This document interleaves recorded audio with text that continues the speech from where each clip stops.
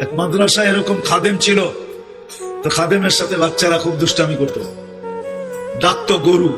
কি হ্যাঁ, পড়ার সময় গরু ডাকতো।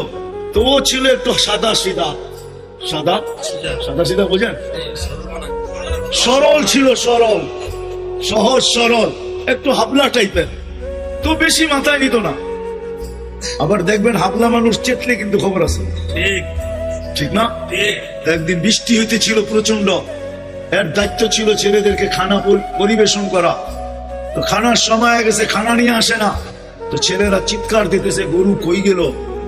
একটু পরে দেখতেছে খানা নিয়ে আসতেছে, তো সবাই চিৎকার দিয়ে বলতেছে ওই গরু এত দেরি করলি কেন?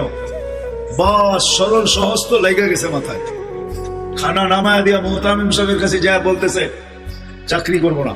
কেন? বাড়ি মাদ্রাসায় যেটি পালেন এটি সব দেয়া দাও। সবসময় গরু বলে শোয়া গেছি, আজকেও গরু বলতেছে বিজা বিজা খানা নিয়ে আইলাম। মোহতামিম সাহেব বুঝছে যে সরল সহজ মানুষ চেতলে তো এরমই চেতে গেছে গা সিধা বাড়িতে।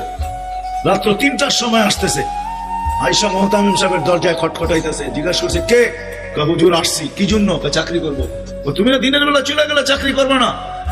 এতদিন চাকরি করতেছিলাম শুই না, এখন চাকরি করবো দেখা। বলছে এটা আবার কি দেখা চাকরি করবে মানে?